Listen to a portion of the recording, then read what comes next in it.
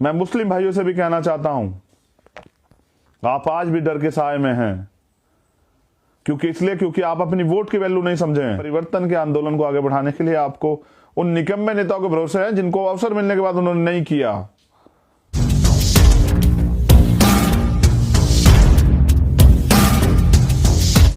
साथियों, जय भीम, जय भारत, जय संविधान।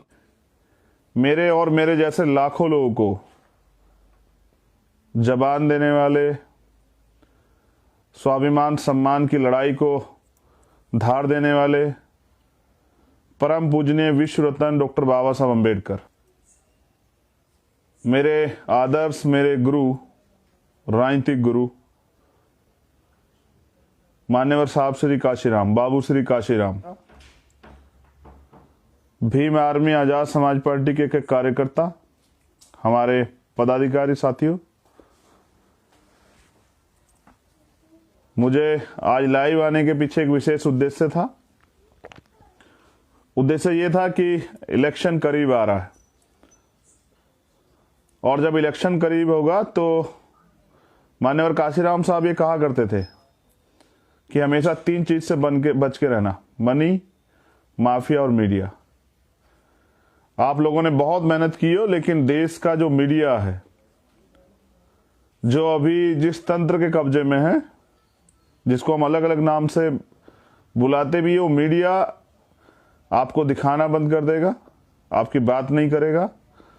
वो मीडिया आपको मुकाबले में नहीं दिखाएगा, वो मुकाबले में उनको दिखाएगा जो उनको पैसे देंगे या जिनसे उनके रिश्ते होंगे। तो हमें अपना मीडिया बनाना है, और मीडिया आज के समय में अगर मुझे आपसे बात करनी हो, आपको बात पहुंचानी हो, तो ये हमारा मीडिया है, जिसको हम सोशल मीडिया कहते हैं, जो विज्ञान की देन है। और इस मीडिया के जरिए आज दुनिया में रहने वाले लाखों लोग मुझे सुन रहे हैं। मैं धन्यवाद देता हूं मिशन 78 के लोगों का, हमारे अधिवक्ता सेल का, हमारे महिला मोर्चे का। उसके अलावा मैं धन्यवाद देता हूं उन सभी का जो इस आंदोलन में सक्रिय रूप से भाग ले रहे हैं, जो प्रत्यक्ष या अप्रत्यक्ष रूप से जुड़े हुए हैं।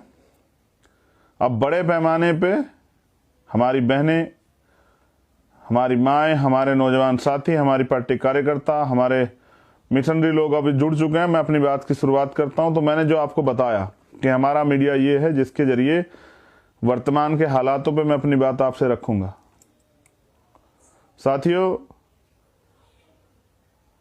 देश के अंदर लोकतंत्र का पर्व आ रहा है। उत्तर प्रदेश में, पंजाब में, उत्तराखंड में और अन्य स्टेटों में विधानसभा का चुनाव। इस विधानसभा के चुनाव में एक तरफ तमाम तरह के पैसे वाले साधन संपन्न दल है, वहीं मान्यवर काशीराम साहब के सिद्धांतों पर चलने वाला एक दल जो वंचित वर्ग के लोगों की आवाज उठाने के लिए और वंचित वर्ग के लोगों की हिस्सेदारी सुनिश्चित करने के लिए और सताए गए, तोड़े गए, डराए गए, दबाए गए बहुजन समाज के लोगों को इकट्ठा करने के लिए निकला है।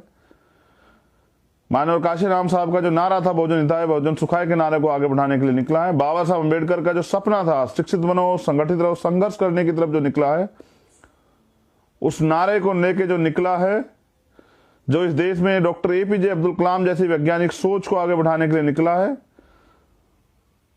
उस दल को भी चुनाव में जाना है। और जैसे मैंने कहा, सबके पास तमाम तरह के बल हैं, मीडिया है, माफिया है, मनी है। और आजाद समाज पार्टी, भीम आर्मी जो चुनाव लड़ेगी, वो बहुजन समाज के भरोसे लड़ेगी। तो नौजवान साथियों, मेरे 2 से 3 संदेश आज आपको रहेंगे। मेरा पहला संदेश है कि 1 नवंबर से लेकर 30 नवंबर तक उत्तर प्रदेश, उत्तराखंड और पंजाब में नए वोटर्स बनाए जाएंगे। जो 18 साल की एज पार कर चुके हैं, उनके वो वोटर्स बनाए जाएंगे। क्योंकि हमारे लोग ध्यान ही नहीं रखते, जब चुनाव आता तब उनको याद आता है कि उनका वोटर कार्ड कहाँ है, वोटर लिस्ट में उनका नाम है या नहीं है। लेकिन आजाद समाज पार्टी, भीम आर्मी के लोग जो राजनीतिक चेतना जागरूक करने के लिए काम, लोगों को तैयार करने के लिए काम कर रहे हैं, जो राजनीतिक चेतना जागरूक करने के लिए जो है काम कर रहे हैं, उनको कमर कसनी है। जिस तरह से पिछले समय में आपने साइकिल रैली चलाई, बड़ी बड़ी रैलियां कराई, उसी तरह से अब 1 तारीख से 30 तारीख तक आपको अपने क्षेत्रों में जो 18 साल की आयु पार कर चुके हैं उन साथियों को के वोटर कार्ड बनवाने, उनकी वोट बनवानी। दूसरा, जो आप अपनी लिस्टें भी चेक कीजिए कि जिन कुछ जो दल है, जिनकी सरकार है, उनके द्वारा हमारे बाहुल्य क्षेत्रों में दलित, पिछड़े वर्ग के लोग, माइनॉरिटी, मुसलमान, सिख, जैन, बौद्ध, पारसी, जो उनके विरोधी विचारधारा के लोग हैं, उनके मोहल्ले से बहुत सारे लोगों के वोट कटवा दिए गए होंगे। आपको अब, क्योंकि चुनाव के समय जब बाद में आदमी पता लगता है उनका तो वोट ही नहीं है, परिवार के 2 वोट नहीं है, 4 वोट कटे हुए हैं, अब आपको वोट बनवाना है। नौजवान साथियों, आपको वोट बनवाना है। आपको घर से निकल के कागज इकट्ठा करके अपने बीएलओ को पकड़ के उसके पास कागज जमा करा के जहां भी कैंप लगे वहां जाके आपको वोट बनाना है इस महीने। और नए जितने भी 18 साल की एज में बहन और भाई प्रवेश कर चुके हैं उनको वोटर बनाना है, वोट की वैल्यू समझाना है। ये नौजवान वोटर जब पहली बार वोट डालने जाए तो बाबा साहब अंबेडकर की विचारधारा, माननीय काशीराम साहब की विचारधारा की पार्टी को वोट करे, उस आंदोलन को आगे बढ़ाने का काम करे। ये मेरा पहला संदेश है और मुझे विश्वास है कि आप इस संदेश को कल से ही इस संदेश पे काम करना शुरू करेंगे और बड़े पैमाने पे जितने वोट बनेंगे आप सभी दलों से आगे बढ़ के अपने लोगों के वोट बनवाने का काम करेंगे, बहुजन समाज के वोट बनवाने का काम करेंगे। मेरा दूसरा संदेश आपको, अपने संगठन का दुरुस्तीकरण कीजिए। जो संगठन आपने बूथ तक का बनाया है पूरे उत्तर प्रदेश में, जहां कहीं नहीं बनाया है उस संगठन को बनाए और जहां बन चुका है उनको सक्रिय कीजिए। हर बूथ पे आपका व्यक्ति होना चाहिए। आपका बूथ मजबूत होगा, जो बूथ जीतेगा वो चुनाव जीतेगा। आप मीडिया के भरोसे मत रहिए, आप अपनी मेहनत के भरोसे रहिए, अपने आंदोलन के भरोसे रहिए। ये तमाम दल आके चुनाव से पहले तमाम वादे करते हैं, लेकिन क्या इनकी कोई जवाबदेही है? पिछली कई सरकारों ने वादे किए, हम ये नौकरी देंगे, रोजगार देंगे, 15 लाख देंगे, महंगाई कम कर देंगे, बेरोजगारी हटा देंगे, महिलाओं को सशक्तिकरण कराएंगे, महिलाओं की जो है सुरक्षा कराएंगे। बताओ कुछ हुआ? और फिर वही दल आपके बीच में आ जाएंगे और कहेंगे हम ये करेंगे वो करेंगे। चुनाव के बाद वो आपकी गली में दिखाई देंगे। तो दूसरा काम ये है कि अपने संगठन को दुरुस्त कीजिए।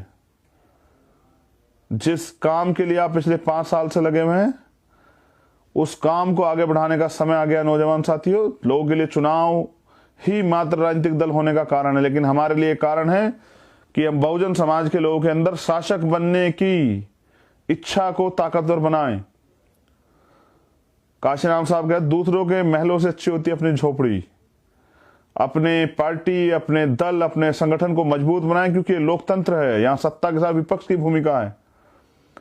हमने अभी भी सत्ता में ना होते हुए विपक्ष, सक्रिय विपक्ष बन के सरकार को तानाशाही करने से रोका है। तो इसलिए दूसरा मेरा संदेश है कि आप लोग संगठन को दुरुस्त कीजिए। पंजाब में भी आप सुनिश्चित कीजिए जो लोग आपसे जुड़ना चाहते हैं आसन से जुड़ जाएं। आप वॉल पेंटिंग करा के अपनी पार्टी की नीति, अपनी पार्टी के सिद्धांत, अपनी पार्टी के नारों को आम जनता तक पहुंचाने का काम कीजिए।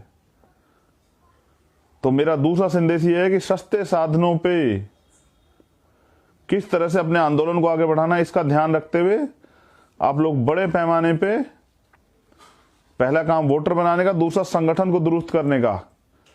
क्योंकि जब इलेक्शन आएगा तो लोग आपकी वोट को खरीदने के लिए कहेंगे कि हम बिजली फ्री करा देंगे, पानी फ्री करा देंगे, इतने रोजगार दे देंगे, इतनी पेंशन दे देंगे, इतना भत्ता दे देंगे। और ये सब चीजें है किस लिए आपको पता है? ये सिर्फ और सिर्फ बहुजन समाज के लोगों की वोट को अपने पाले में लाने के लिए, उनकी वोट को छीनने के लिए है। ये एक तरह की वोटों की खरीदारी है कि आपकी वोट किस तरह से, आपकी वोट का मूल्य लगाया जा रहा है, बिजली, पानी और तमाम तरह की चीजें। तो मैं समझता हूं कि हमें तैयार होना और अपने पैरों पे खड़ा होना है। क्या बहुजन समाज इतना कमजोर है कि अपने पैरों पे ना खड़ा हो पाए? बहुजन समाज से तो पिछली बार पिछड़े वर्ग के लोगों से बड़े बड़े वादे भारतीय जनता पार्टी ने किया था। आज क्या हुआ? 69,000 शिक्षक भर्ती में पिछड़े वर्ग आयोग की रिपोर्ट है, उसके बावजूद भी पिछड़े वर्ग की मांग को नहीं सुना गया। उनकी रिपोर्ट में कहा गया भर्ती में घोटाला हुआ और आज तक भी वो बच्चे आंदोलन में बैठे हुए, मेरी बहनें, मेरे भाई, में हम उनके लिए लड़े भी थे। वो 23 तारीख में दोबारा आंदोलन कर रहे हैं। हमारा समर्थन रहेगा।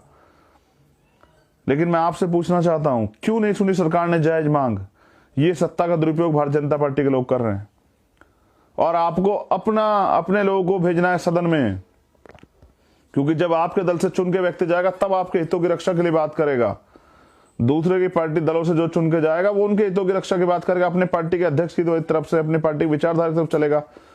और बहुजन विचारधारा की भी अगर कोई पार्टी काम कर रही है, मान्यवर काशीराम साहब जो हमें बनाना चाहते थे, शासक वर्ग जो बनाना चाहते, वो कहते थे कि जो लोग हुक्मरान होते हैं उनकी बहन बेटियों पर अत्याचार नहीं होते, उन पर जुल्म नहीं होते, उनके अधिकार नहीं छीने जाते, उनका अपमान नहीं होता, उनको बेइज्जत नहीं किया जाता है, उनकी जमीन नहीं दबाई जाती, उनके घर नहीं जलाए जाते, उनका बहिष्कार नहीं होता, जो शासक वर्ग होता है। और आप देख लीजिए इस देश में जो शासक वर्ग है, आप रोज सुनते हैं, मुझे कहना नहीं चाहिए मगर मेरी पीड़ा है कि आप देख लीजिए किन के लिए अखबारों में रोज छपता, किस समाज के बहन बेटियों और महिलाओं के बारे में छपता कि आज उनके साथ रेप हुआ, हत्याएं हुई। तो इसका मतलब आज भी हम शासक समाज नहीं बन पाए।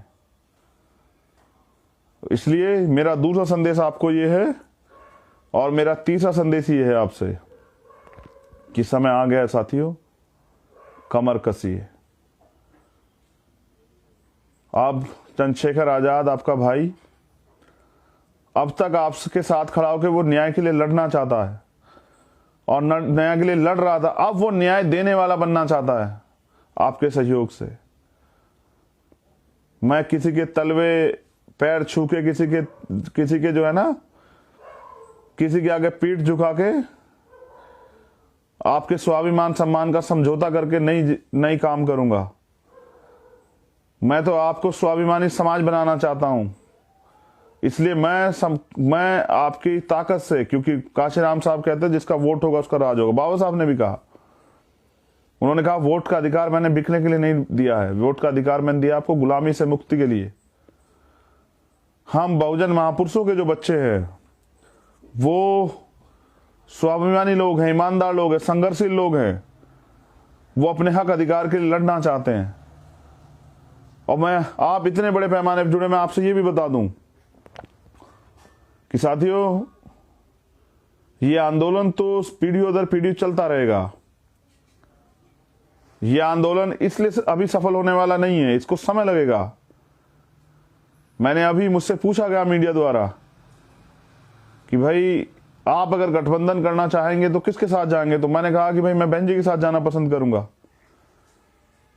उसके पीछे एक कारण है, मैं आपके बीच में बता देता हूं, आप सुन लीजिए और अपने आप फैसला लीजिए।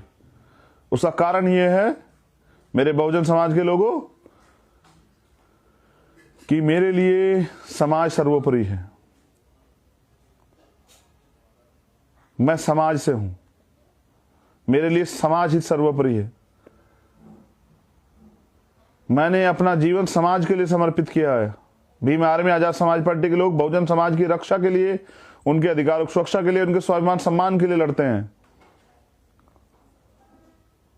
तो मैंने अपने साथियों से बात की और हमने तय किया कि हम जाएंगे उनके साथ। अगर गठबंधन की बात आई तो सबसे पहले उनके साथ प्रयास करेंगे, क्योंकि मैं बहुजन समाज के लोगों में एकता चाहता हूं। आप जानते हैं पिछले 5 साल में कोई ऐसी जगह नहीं जहां हम आंदोलन के लिए नहीं गए, चाहे जेल काटी, मुकदमे झेले, लाठियां खाई, आप जानते हैं क्या क्या नहीं सहा। साथियों मुझे कल समाज के बीच रहना है। मुझसे समाज पूछेगा कि चंद्रशेखर आपने प्रयास क्यों नहीं किया एकजुट होने का? मैंने आपके सामने रखी है बात कि मैंने प्रयास किया, हजारों गालियां खा के, अपमानित करवा के, खुद को एजेंट और पता नहीं क्या क्या नहीं कहा गया विरोधियों द्वारा, मेरे परिवार को गाली, क्या क्या नहीं मुझे अपमानित किया गया। और एक काम मैंने ऐसा नहीं किया जिसमें समाज अपमानित हो जाए। एक काम नहीं किया हमने ऐसा। तमाम बुराइयां, आरोप सहके, लाठियां खा के, जेल जाके, मुकदमे झेल के भी कभी आपके स्वाभिमान सम्मान का समझौता नहीं किया, कभी झुकना नहीं सीखा। तो क्योंकि मैं इसलिए चाहता हूं कि बहुजन समाज के लोगों में एकता बनी रहे, क्योंकि आने वाले 5 साल अगर बहुजन समाज के लोग सत्ता में नहीं आए तो बहन जी तो घर से नहीं निकलेंगी, वो तो अपने महल में रहेंगी। 5 साल मुझे अपने लोगों की लाशें उठानी पड़ेंगी अपने हाथों में, इन हाथों में। अपनी बहनों के हाथ उठा के मैं उनके लिए न्याय की भीख मांगता फिरूंगा, लड़ता फिरूंगा, इस जालिम सरकार से टकराता फिरूंगा।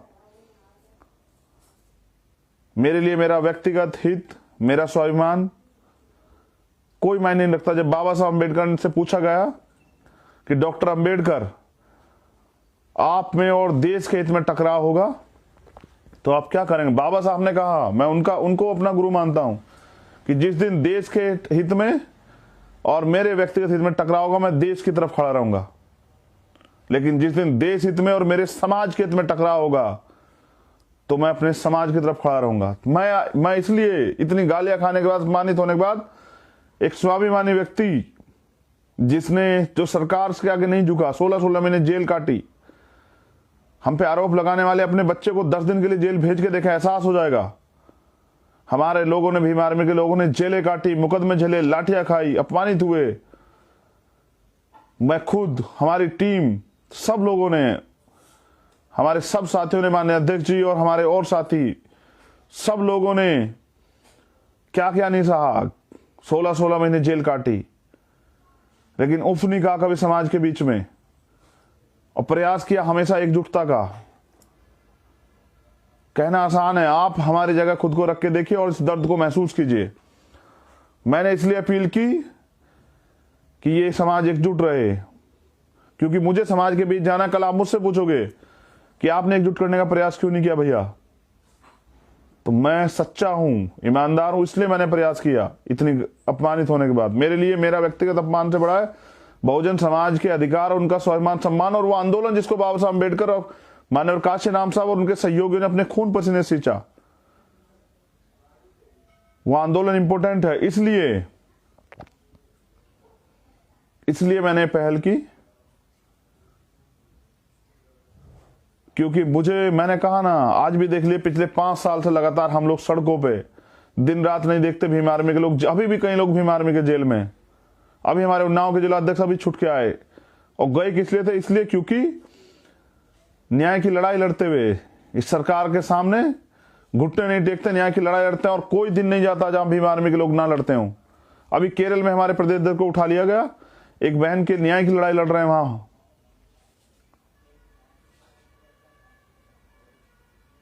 इसलिए आप हम पे आरोप लगाइए, हमें अपमानित कीजिए, बुरा कहिए, लेकिन एक दिन हमारा जीवन जी के देखिए, आपको एहसास हो जाएगा।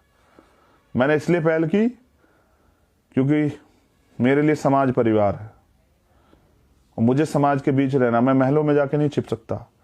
समाज मुझसे जवाब मांगेगा तो मैं समाज के बीच खड़ा रहूंगा। कल समाज मुझसे ना कहे कि आपने पहल क्यों नहीं की, इसलिए मैंने किया। लेकिन ऐसा नहीं कि मैं लड़ना नहीं जानता हूं, ऐसा नहीं कि भीम आर्मी, आजाद समाज पार्टी के लोग गूंगे बह रहे हैं। अगर आप भीम आर्मी को एजेंट कहते हैं तो आप पूरे बहुजन समाज के उन नौजवानों को गाली देते हैं जिन लोगों ने अपना दिन रात नहीं देखा, घर बार नहीं देखा, अपना करियर नहीं देखा, जो उन नेताओं से लाख गुना अच्छे हैं। जो नेता अपने घर में पड़ के सोते हैं, भीम आर्मी के योद्धा दिन रात काम करते हैं, सुबह शाम दिन। हजारों लोग ऐसे हैं जिन्होंने जेल की सलाखों के पीछे जो है ना अपनी रातें गुजारी हैं।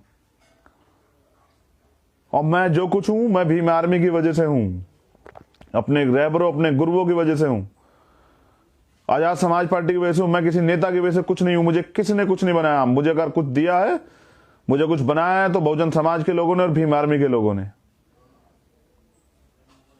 इसलिए मैं चाहता हूं कि एकजुटता बनी रहे, और अगर वो नहीं चाहते एकजुटता बनाना तो कोई बात नहीं। भीम आर्मी अपने दम से है। तमाम विरोध के बाद, तमाम आरोपों को झेलने के बाद भीम आर्मी ने इस देश ने, दुनिया में अपना डंका बजवाया है, टाइम्स मैगजीन में अपना डंका बजवाया। ये है भीम आर्मी। भीम आर्मी के लोग स्वाभिमानी हैं। भीम आर्मी के लोग समाज को जोड़ने का काम करते हैं। भीम आर्मी के लोग भाईचारा बनाते हैं। और आजाद समाज पार्टी के लोग हजारों साल से जो गुलामी आपके ऊपर थोप दी, उसको काटने के लिए आए हैं। जब आप शहीद आजम उधम सिंह जी का इतिहास पढ़ोगे तो आपको पता लगेगा कि उन्होंने लंदन में आजाद पार्टी बनाई। जब आप उनका इतिहास पढ़ोगे, ऐसे नहीं रखा गया है आजाद समाज पार्टी नाम। उन्होंने आजाद पार्टी बनाई, और वो थे जिन्होंने 21 साल बाद इस देश के अपमान का बदला लिया। उनको हम लोग अपना आदर्श मानते हैं। हम शहीद आजम भगत सिंह को अपना आदर्श मानते हैं, चंद्रशेखर आजाद को अपना आदर्श मानते हैं, बाबा साहब अम्बेडकर को अपना आदर्श मानते हैं, जिन्होंने इस देश से गुलामी के विरोध में अपने प्राणों का बलिदान दिया।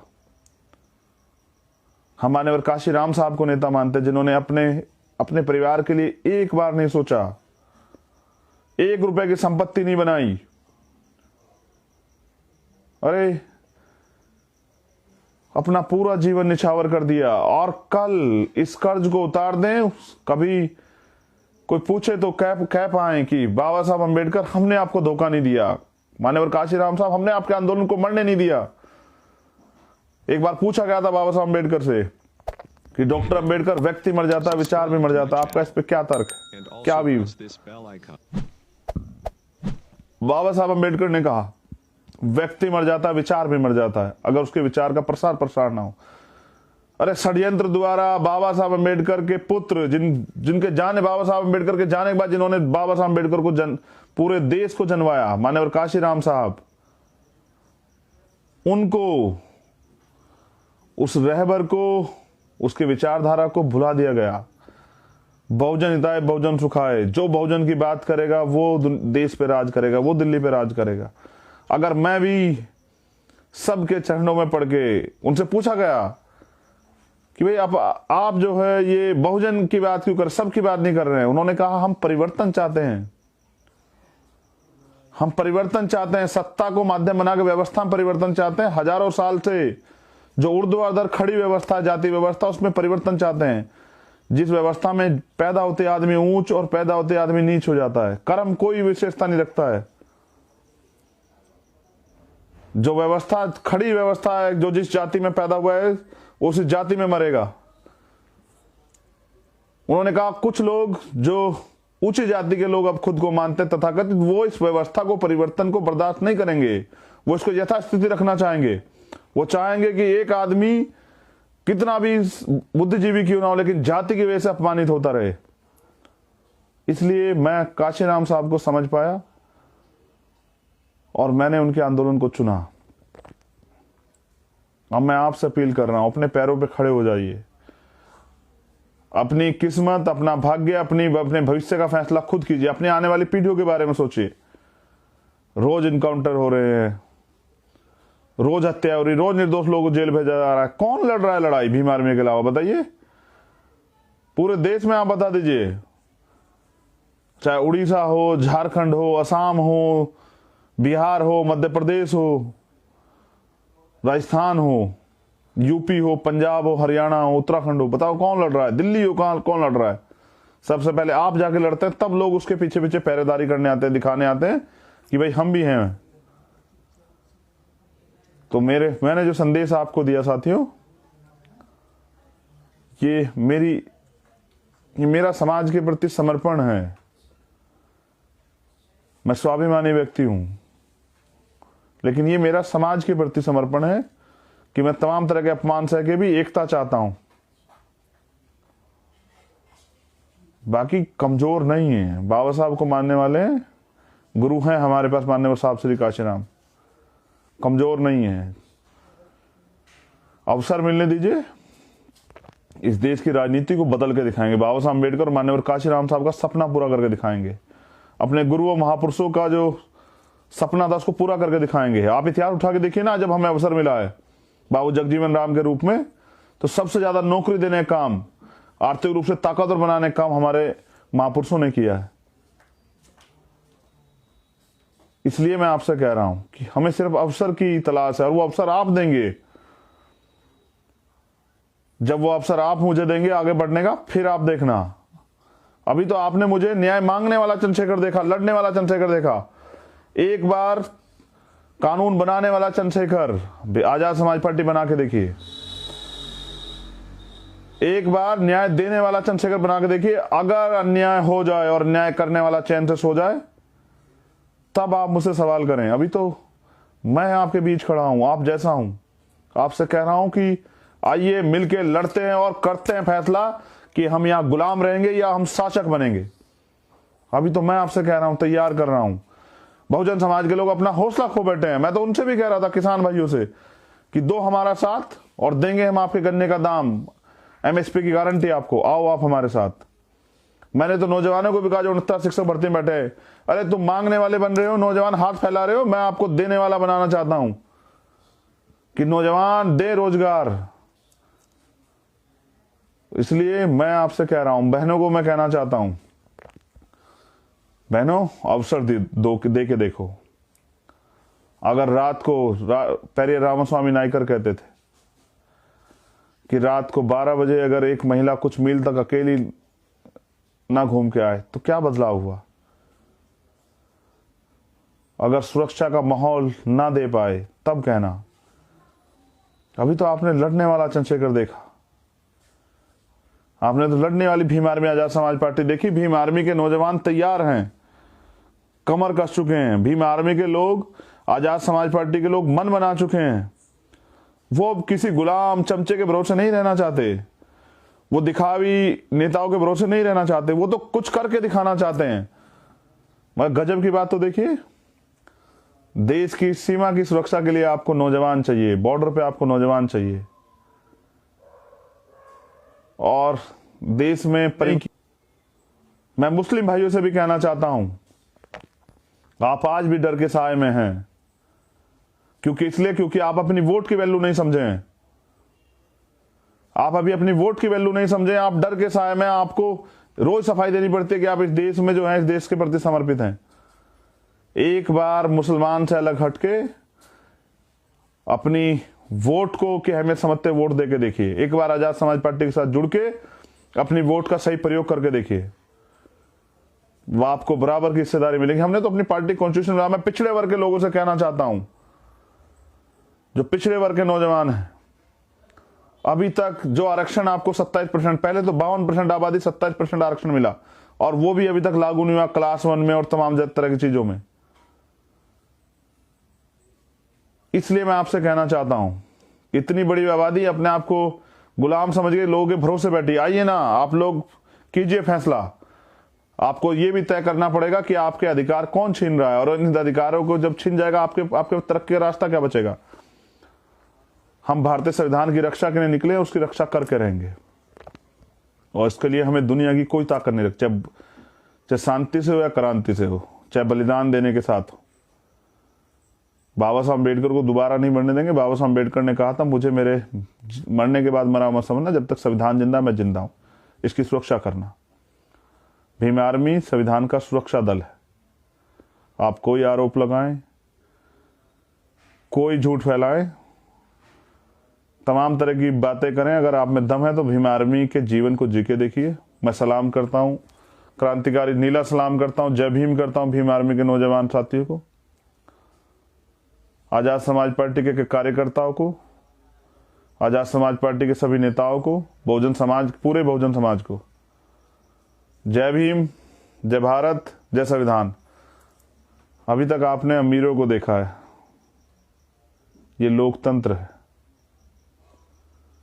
अब गरीबों को अपनी तकदीर का फैसला खुद करने के लिए एकजुट होना पड़ेगा। बाबा साहब के उस नारे को, शिक्षित बनो, संगठित रहो, संघर्ष को समझना पड़ेगा और करना पड़ेगा, और वोट की वैल्यू समझनी पड़ेगी। वोट आपके कल का फैसला करेगा। आजाद समाज पार्टी को ताकत देने का मतलब है अपने रास्ते खुद चुनना, फील पावर, शक्ति को, ताकत को महसूस करना और ताकतवर बनना, न्याय लेना और न्याय करना, स्वाभिमान सम्मान का जीवन, महिलाओं के लिए सुरक्षा और अधिकार। धन्यवाद।